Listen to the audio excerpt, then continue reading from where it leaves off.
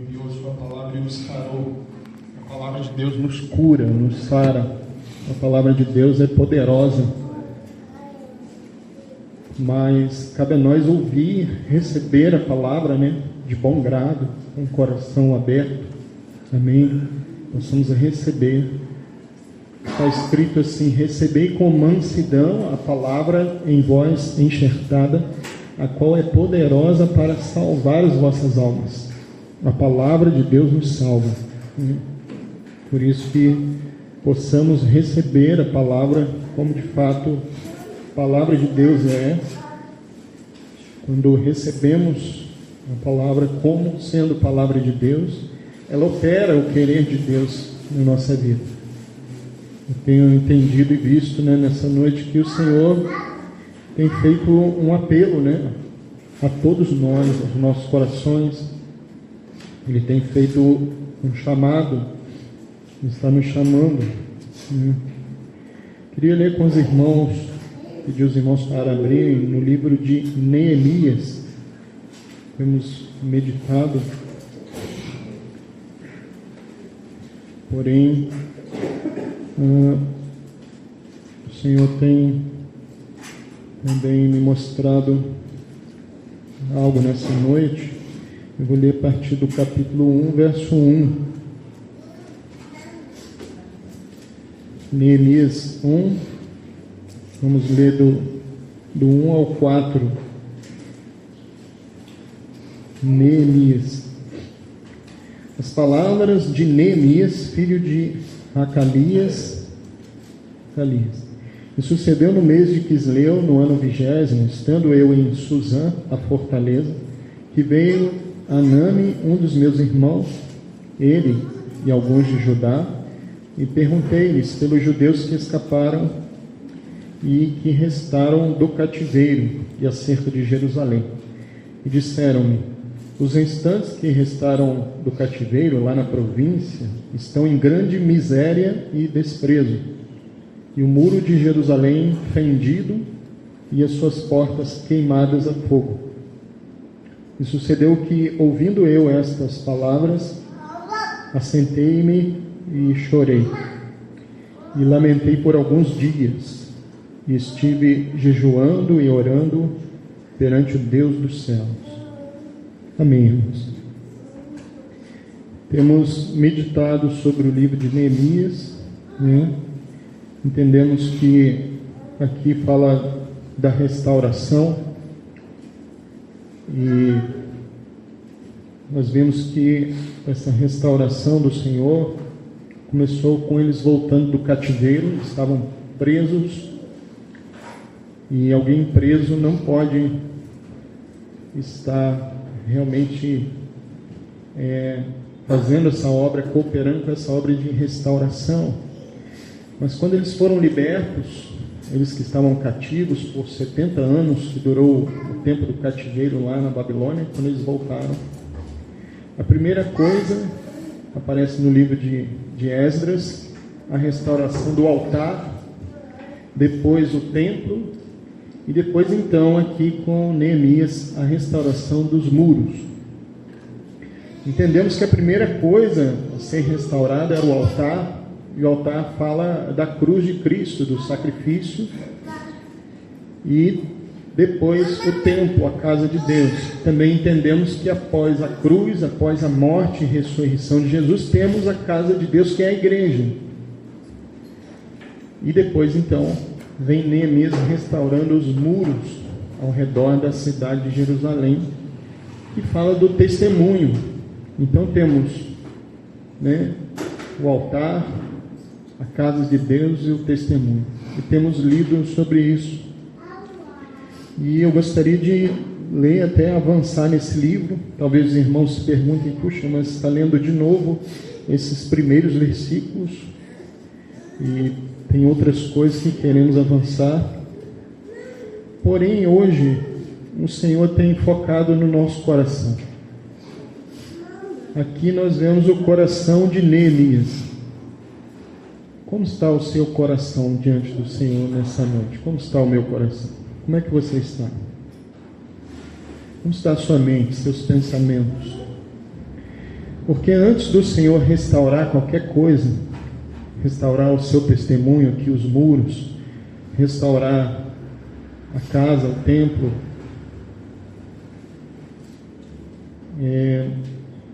o Senhor restaura os restauradores. O Senhor opera no coração daqueles que serão usados para restaurar. Os restaurados restaurarão. Se você não for restaurado por Deus primeiro, você não poderá ser usado para restaurar. Se você não for afetado pela obra de Deus primeiro na sua vida, você não poderá fazer a obra de Deus.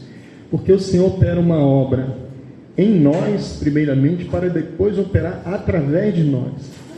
Ele opera em você, para depois operar através de você, para também abençoar os outros. Então, talvez esses primeiros versículos do livro de Neemias sejam os mais importantes, porque mostra o coração daquele que depois você vai ver ele sendo tremendamente usado pelo Senhor, ele resolvendo grandes questões, problemas, ele enfrentando o diabo, por trás daqueles inimigos, o diabo que não queria que a restauração de Deus acontecesse. Então eles estavam enfrentando os inimigos da restauração. Há muitos inimigos da edificação hoje em dia, mas os edificadores precisam ser restaurados nos seus corações. O Senhor está restaurando os corações para depois continuar a sua obra de edificação. Então você vê Neemias enfrentando os inimigos, você vê Neemias amando os irmãos, vendo aqueles que estavam, os irmãos que estavam sendo oprimidos, vendo ao final do livro a mistura que estava tendo, as famílias que eram do povo de Deus se misturando com as famílias de outros povos, casamentos mistos, trevas com luz, algo que o Senhor disse várias vezes, e eu quero depois ver esses pontos também. Mas vemos primeiro que se o Senhor não faz uma obra no coração de Neemias, não dá a ele visão, jamais ele conseguiria fazer aquilo. Eu vi vários comentários, de muitos irmãos sobre o livro de Neemias. E se você não tiver uma visão do Senhor, você às vezes pode ver algo só superficialmente. Eu vi um comentarista, ele falando de Neemias, ele falando: Neemias foi um excelente líder, um governador exemplar, e viu só algo como se fosse um homem muito bem sucedido, falando de aspectos naturais, mas não focou o coração desse homem. Aqui nesses versículos vemos que, embora ele estivesse na fortaleza em Suzã, que ficava lá na Pérsia, ele estava no palácio, ele era copeiro do rei, era alguém que tinha muita confiança do rei, porque o copeiro ele precisava provar tudo o que o rei iria beber, ele tinha que provar antes. Ele era alguém que arriscava a sua vida pelo rei, ele era leal, porque muitos tentavam envenenar o rei e ele precisava provar tudo o que o rei ia beber antes. Se alguém tivesse que morrer, seria o copeiro, morreria primeiro. Olha a responsabilidade que ele tinha, a confiança que ele tinha também, porque se alguém quisesse tramar um plano para matar o rei envenenado, certamente tentaria subornar, comprar o copeiro do rei, Mas ele era alguém de lealdade, de confiança, e ele estava numa posição privilegiada, ele era copeiro do rei, ele estava no palácio, ele estava numa fortaleza, ele estava protegido. Mas quando ele ouve sobre os seus irmãos, que estavam em grande miséria e desprezo, no final do verso 3, ele se assentou e chorou e lamentou por alguns dias. E ele começa a orar, confessando os pecados, intercedendo, se colocando no lugar dos irmãos, E até o momento em que ele diz para o rei, o rei o envia para restaurar, passaram-se cerca de 4 meses, né? Então foi um período em que ele ficou chorando, orando ao Senhor. Então, irmãos, Neemias tinha um coração quebrantado, contrito, para sermos edificadores, irmãos, para edificarmos a igreja, sermos usados na obra do Senhor. Precisamos ter um coração como de Neemias. Ele venceu os inimigos à frente. Os inimigos armaram várias ciladas, armadilhas, e ele teve discernimento e não deu ouvidos aos inimigos. Ele teve grande força, coragem, mas porque primeiro ele tinha um coração diante do Senhor, ele estava orando, ele chorava, ele tinha um coração quebrantado. A vitória sobre o mal, irmãos, vem de um coração sujeito a Cristo, um coração contrito e quebrantado. A Bíblia diz: sujeitai-vos, pois, a Deus, resisti ao diabo, ele fugirá de vós. Então não adianta tentar lutar contra o inimigo se temos coisas guardadas, coisas ocultas. Nós vamos perder a batalha. Primeiro, Neemias teve um coração exposto diante de Deus, um coração transparente, ele se abriu diante do Senhor, um coração desnudo diante de Deus. Assim, essa pessoa que não tiver nada escondido, oculto na sua vida, essa pessoa prevalece contra o diabo, contra o mal.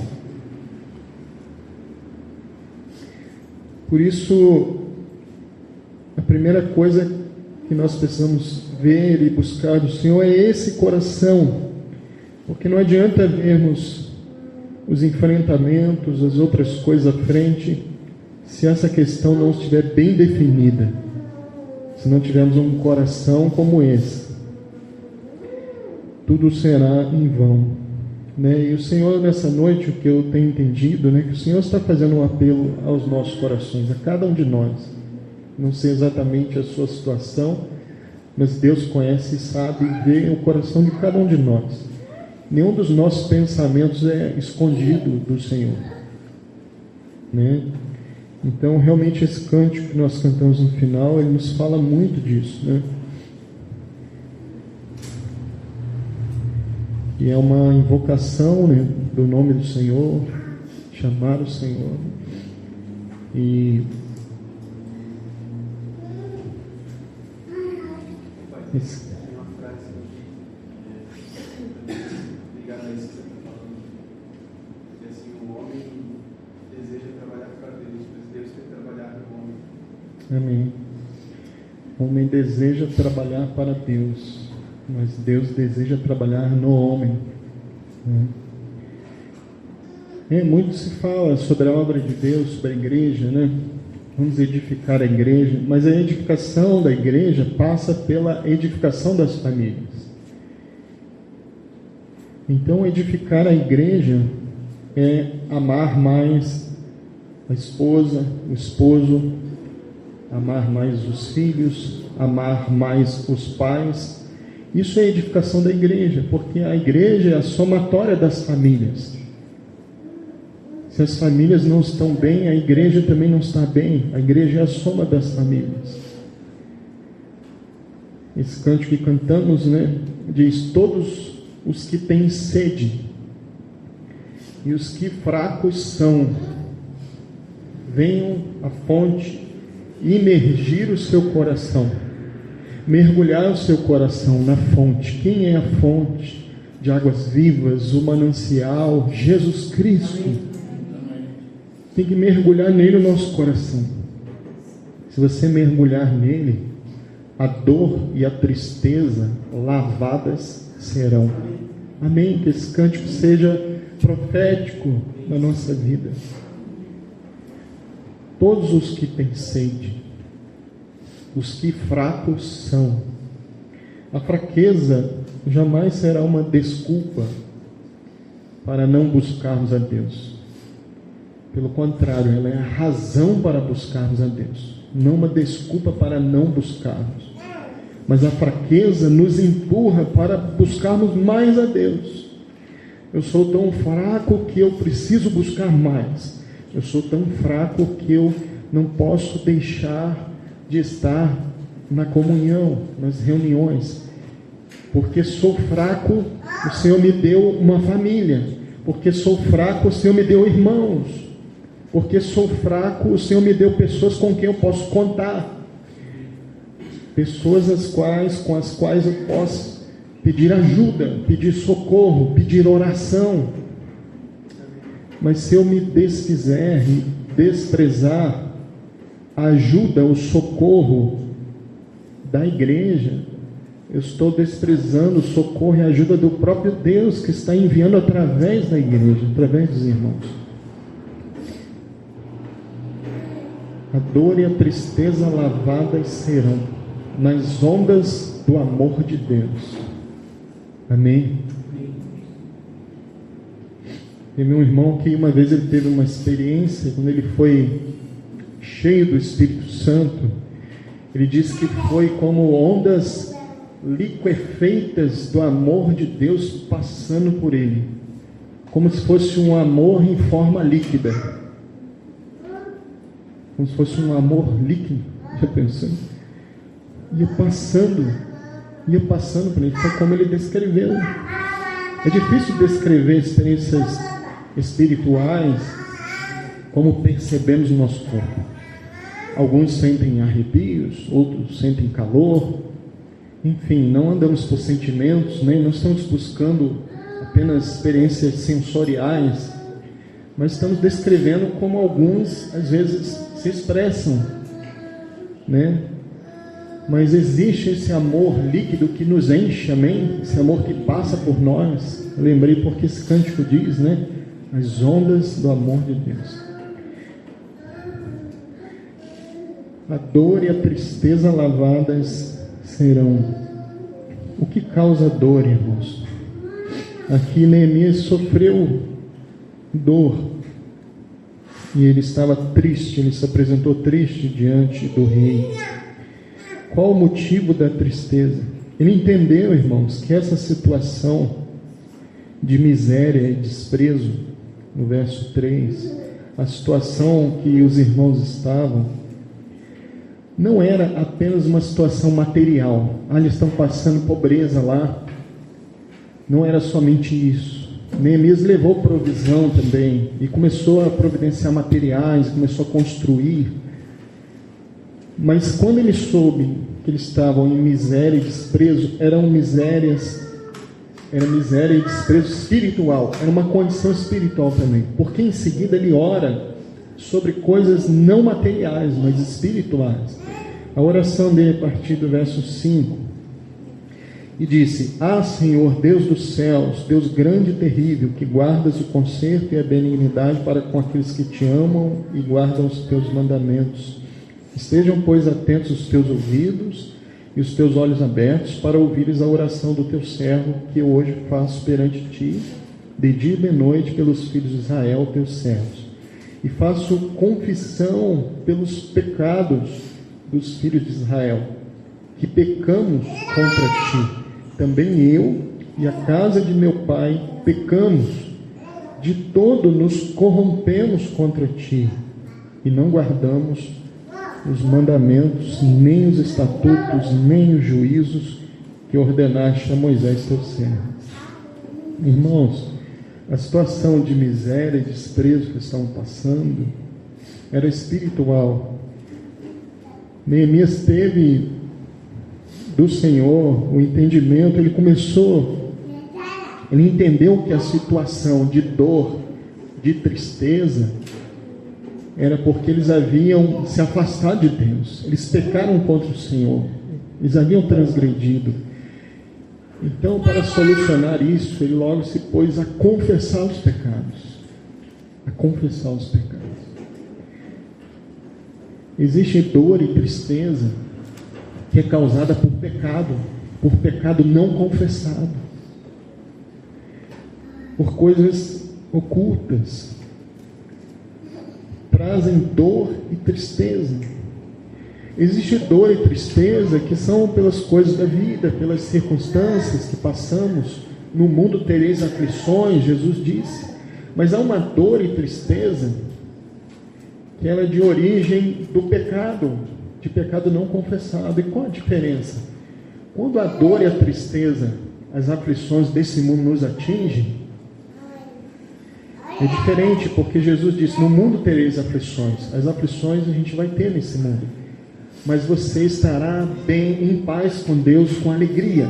Mesmo que as circunstâncias ao redor sejam difíceis e atribuladas. Mas há um contentamento no íntimo, há uma alegria que ninguém pode tirar. Pela paz e a comunhão que não foi quebrada com Deus. Agora, o contrário também é verdade. Pode estar tudo bem, nenhum problema à sua volta, está tudo bem, todas as contas pagas, está tudo tranquilo, mas se um pecado se colocar entre você e o Senhor e a comunhão for quebrada, você perde a alegria, você fica triste, e não sabe por quê, porque está tudo bem, você não está doente, você conseguiu pagar todos os seus débitos, parece que você está bem com todo mundo, mas se não estiver bem com Deus, está tudo ruim. Agora o contrário, como eu disse também, as pessoas estão te perseguindo, passando lutas e tribulações, mas se você, não há nada entre você e o Senhor, sua comunhão não foi quebrada, você consegue prevalecer, você vai estar cheio de alegria. A alegria do Senhor é a nossa força. Amém? Repetimos tanto essa frase e ela está no livro de Neemias. A alegria do Senhor é a nossa força. Amém, irmãos? O Salmo 32. Abra no Salmo 32.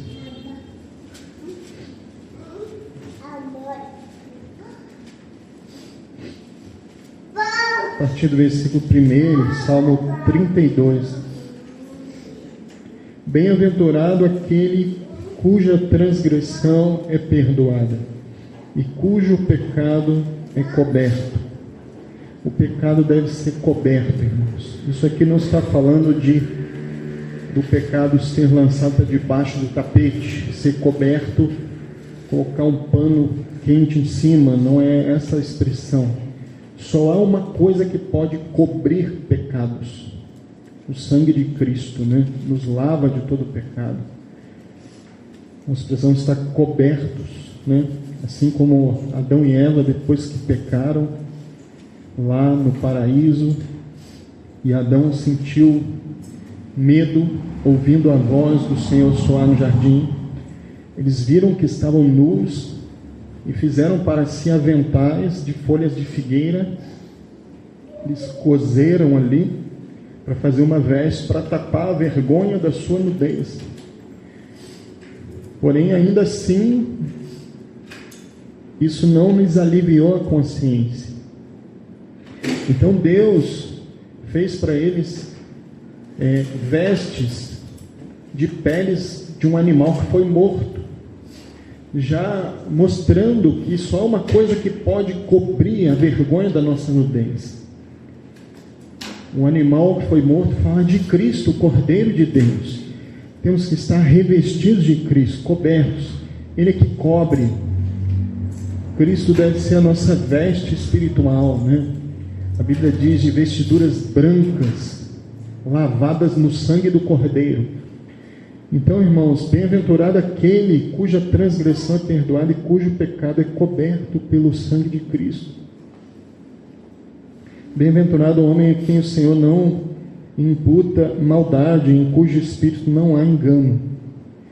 E aqui Davi diz o seguinte no verso 3: enquanto eu me calei, envelheceram os meus ossos pelo meu bramido em todo o dia, porque de dia e de noite a tua mão pesava sobre mim, o meu humor se tornou em sequidão de estio. Enquanto ele se calou acerca do seu pecado, da sua condição, ele não quis se abrir, não quis falar para ninguém, não quis se abrir perante Deus.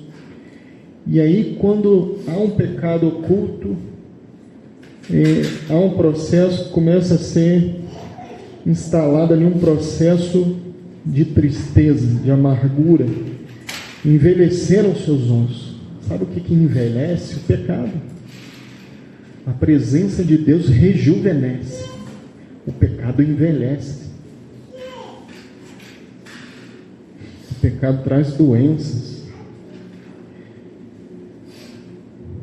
Verso 4. De dia e de noite a tua mão pesava sobre mim. Essa será sempre a experiência de todo aquele que oculta, esconde algo, esconde o seu pecado.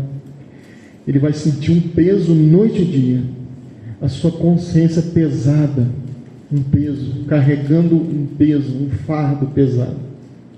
Essa é a experiência de todo aquele que não confessa o seu pecado. Então há uma situação que traz dor e tristeza, é um pecado não confessado. Mas no verso 5, Davi disse: confessei-te o meu pecado e a minha maldade não encobri. Dizia eu: confessarei ao Senhor as minhas transgressões, e tu perdoaste a maldade do meu pecado. Ah, irmãos, que bênção! Todo aquele que confessa os seus pecados, ele pode contar com o sangue de Jesus Cristo, que nos purifica de todo o pecado. Se andarmos na luz, irmãos, sem encobrir, sem esconder, se andarmos na luz, como Ele na luz está, temos comunhão uns com os outros. Então tem algo que quando alguém está numa situação de pecado, de dor, de tristeza causada pelo pecado, a primeira coisa, ela se entristece com Deus e ela também não consegue ter comunhão com os irmãos. A comunhão fica prejudicada, a comunhão com Deus e com os irmãos. Porque é Cristo e a igreja, né? Se você está bem com Cristo, você vai estar bem com todos os irmãos. Se você ama os irmãos, você está demonstrando que você ama a Cristo também. Então nós podemos contar com o perdão, mas precisamos confessar. Se nós não confessarmos ou não trazer luz, não há cura. Não há cura. O que confessa as suas transgressões, né? A Bíblia diz: o que encobre as suas transgressões nunca prosperará, mas o que as confessa e deixa alcançará misericórdia. Então ele diz no verso 6: pelo que todo aquele que é santo orará a ti a tempo de te poder achar. Nós precisamos orar, irmãos. Nós estamos num tempo em que podemos achar o Senhor. Amém? Podemos achar o Senhor nessa noite. Podemos nos achegar diante do seu trono, encontrar socorro em tempo oportuno. É um tempo oportuno. Até no transbordar de muitas águas, estas a ele não chegarão. Tu és o lugar em que me escondo, tu me preservas da angústia, tu me cinges de alegres cantos de livramento. Aleluia. Aqui vem cantos de livramento. Se você confessar, pedir ajuda ao Senhor, certamente no final de tudo o Senhor vai te encher de cantos de livramento. Você vai ter um cântico para cantar, um cântico de vitória. Você vai poder contar a história do seu livramento. Amém? Salmo 51. Salmo 51. O Salmo 51, na minha Bíblia, o título diz assim: Salmo de Davi para o cantor mor, quando o profeta Natan veio a ele, depois de ele ter estado com Batseba. Depois de Davi ter pecado com essa mulher, Batseba, e cometeu um adultério, e depois sabemos que Davi também cometeu um assassinato. Ele pôs o marido de Batseba para estar na frente da batalha, Urias, provocando sua morte. Então ele escreveu esse salmo, dizendo: tem misericórdia de mim, ó Deus, segundo a tua benignidade. Apaga as minhas transgressões, segundo a multidão das tuas misericórdias. Lava-me completamente da minha iniquidade e purifica-me do meu pecado. Glória a Deus, porque ele começou a se humilhar diante do Senhor, confessar o seu pecado. As palavras do profeta Natã foram precisas, cirúrgicas, operando e ferindo a consciência de Davi. Ele ouviu a palavra de Deus e temeu. Ele ouviu as palavras do profeta Natã. Imediatamente ele começou a clamar por misericórdia. Se o Senhor estiver falando com você nessa noite, está falando com todos nós, devemos também pedir misericórdia ao Senhor, nos humilhar diante do Senhor. Davi disse no verso 3, porque eu conheço as minhas transgressões, o meu pecado está sempre diante de mim. Contra ti somente pequei, e fiz o que a teus olhos parece mal, para que sejas justificado quando falares e puro quando julgares. Ele reconheceu que ele tinha ofendido a Deus. A primeira pessoa a ser ofendida pelo nosso pecado é o próprio Deus, porque ele é a pessoa mais santa. Por isso ele é mais ofendido pela sujeira, porque ele é mais limpo. Só se ofende com a sujeira quem é limpo, Se você vê uma sujeira na sua casa e você fica incomodado, é porque você preza pela limpeza. Alguém que não preza por limpeza, a sujeira não lhe incomoda. Por isso, mais do que o nosso pecado ofende a nós mesmos, ofende muito mais a Deus, porque Ele é extremamente santo e limpo e puro. Então Ele é mais ofendido, porque a sua santidade foi ofendida. Então Davi tinha essa consciência. Ele disse: contra ti somente pequei e fiz o que a teus olhos parece mal, para que sejas justificado quando falares e puro quando julgares. No verso 7, ele diz: purifica-me com isope e ficarei puro, lava-me e ficarei mais alvo do que a neve. Aleluia. A única coisa que pode nos tornar mais brancos que a neve é o sangue de Jesus Cristo.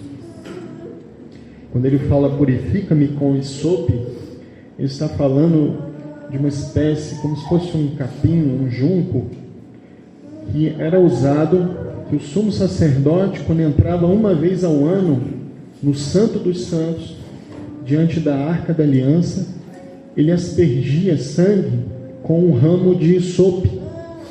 Ele aspergia o sangue sobre a tampa da arca, o propiciatório, onde estavam assentados, onde estavam os querubins, um na extremidade, outro na outra extremidade da tampa da arca da aliança.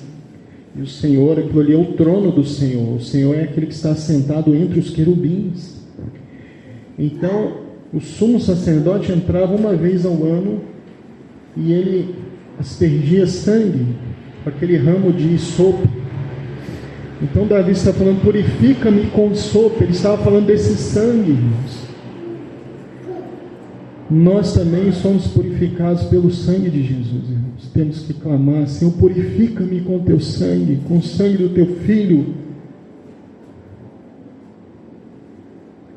Só assim ficaremos mais alvos que a neve. No verso 8: faze-me ouvir júbilo e alegria, para que gozem os ossos que tu quebraste. Ele está pedindo júbilo e alegria porque ele está em profunda tristeza, irmãos. No verso 10: cria em mim, ó Deus, um coração puro e renova em mim um espírito reto. Amém. O Senhor quer nos dar isso, irmãos. Nós podemos orar ao Senhor: cria em mim, ó Deus, um coração puro e renova. Ele cria, Ele renova. Amém. O Senhor faz tudo novo de novo. Ele é o Deus do renovo, da renovação. Agora, no verso 11, ele diz assim: não me lances fora da tua presença e não retires de mim o teu Espírito Santo. Aqui Davi, duas coisas que ele pediu, que ele não fosse lançado fora da presença de Deus. Ele amava e queria não perder a presença de Deus. Poderia perder tudo menos a presença de Deus. E ele pede: não retire de mim teu Espírito Santo. Em outra ocasião, um outro rei chamado Saul, ele, numa ocasião que ele havia pecado, ele pediu a Samuel dizendo: eu pequei, honra-me, porém, perante os anciãos. Ele confessou: eu pequei, eu fiz errado, mas honra-me diante das pessoas, para que eu não fique mal diante dos outros. Vamos manter a aparência. Ele zelava pela sua reputação, ele queria manter uma reputação intacta. Davi, ao contrário, não estava preocupado com o que os outros iam pensar e achar. Ele não estava pedindo para que mantivesse sua posição, seu status. Ele só pediu uma coisa: Senhor, não posso perder a tua presença, não retire de mim o teu Espírito Santo. Isso importava para Davi, mais do que qualquer outra coisa. E ele pede no verso 12: torna a dar-me a alegria da tua salvação e sustém-me com um espírito voluntário. Os irmãos que são irmãos que creram no Senhor, se arrependeram dos seus pecados, foram batizados, cremos que fomos salvos pelo Senhor, amém? E às vezes você não perdeu a sua salvação, mas você às vezes perde a alegria da sua salvação. Esse texto não é um texto usado para falar de perder a salvação, mas eu quero apenas dizer o que o texto está dizendo, que Davi pediu: torna a dar-me a alegria da tua salvação. O salvo tem uma alegria pela sua salvação. A salvação é quem? É Cristo mesmo. Cristo em nós é a alegria. Cristo em nós é a esperança da glória. E Davi estava pedindo não que fosse salvo de novo, mas que ele fosse restaurado. Torna a dar-me a alegria da tua salvação. Você não perdeu a salvação, mas você perdeu a alegria dela. Se você está triste e amargurado, o Senhor pode restaurar a alegria dessa salvação na sua vida. Ele pode restaurar em nós a sua alegria. Amém, irmãos?